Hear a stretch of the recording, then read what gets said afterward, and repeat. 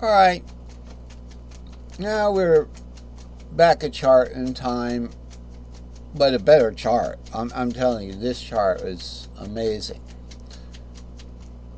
I like it because it's neat.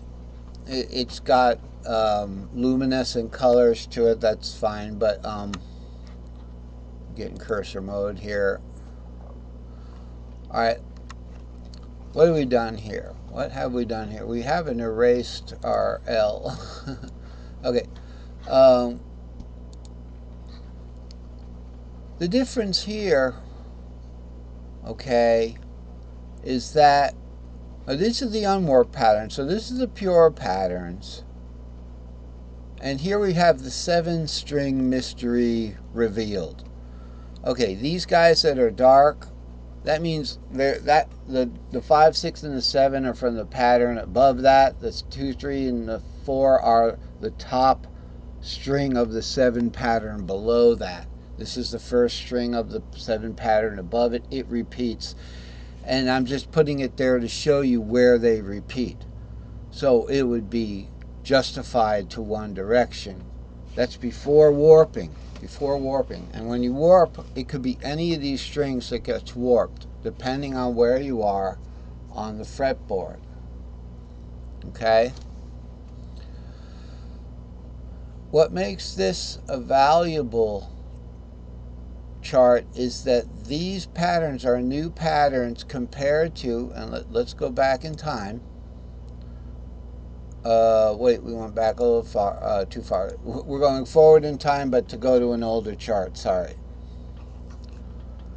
These patterns here, patterns if you will, all right, where they are S2, S3S and S2L only. You can see the other, the S3XLs, you can see them. I'll show them to you. Okay. Here's an R, 2, 3, here's a 5, 6, 7, and here's a 4, 5, 6. There's one right there. There's one right there. Okay. Up, cursor mode. Backwards. Cursor mode. I'm trying to get too fancy here. Alright. Oh, that was strange. Oh, okay. Well, that's how that works. Kind of looks like my driver's license, right? It looks like my driver's license. Now it won't go backwards because we haven't logged the change. Always log your change in by clicking in an area of the graphic that isn't involved. You know, everybody knows that in Microsoft Word. You know, when you want to get out of something, instead of hitting escape, you just click in a gray area. It doesn't do anything. What I wanted to do was just copy this guy right here, okay, and very quickly just paste it into there. There it is. Wow, that is huge. That is huge, but this is fun. I don't like things like that. I like them to be right about that big. Right about that big, because that is the perfect fret shape for me. And it's a nice place to play on the guitar. Remember, on the bottom they're longer than that, and on the top they're shorter than that. But where they are now is about in the middle. So that's why I like to make them this wide, this long. Okay. That is one of the new. That is the long stack of 3 extra large. Okay, it goes 5, 6, 7, R2, 3, 4, 5, 6.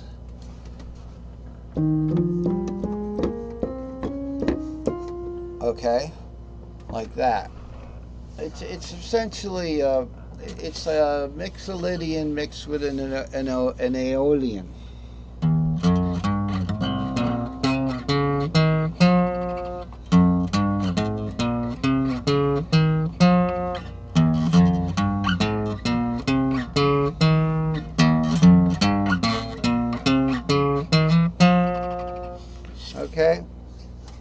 of that mess up. But all right, so let's just undo that. So we're on this guy here. Why do we have this old chart here? We went forward in time to look at an older chart. It happens. Because this chart, even though I just showed you it has the extra long on there, this chart is not organized to show that. Okay, these patterns are. So now let's keep this. All right, this is unwarped. Yahoo! We still haven't erased all. Erase all. That's what I need, a new command. So, looking at the C, it says C3 because 3 starts on the C. This is unwarped, so it's a pattern stack.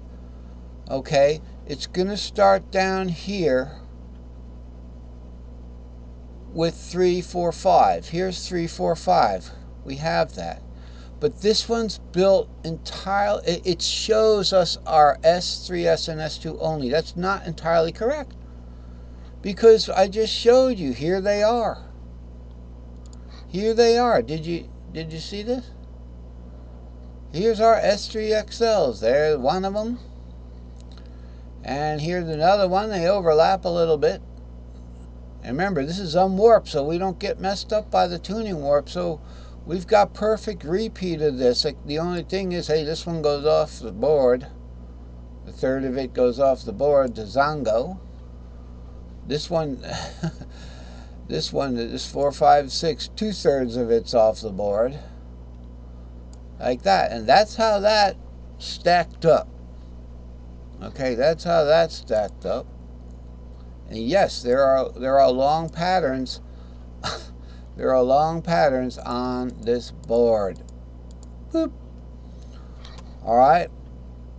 So, what are we doing? We're looking at this C scale here. We've got 3, 4, 5, 6, 7R. 3, 4, 5, 6, 7R. That's an S2L. It's colored green. All right. It's got its own pattern. You know what it is. It's S2L. Stack of 2 long. Then we go to, on top of that, stack of 3 short.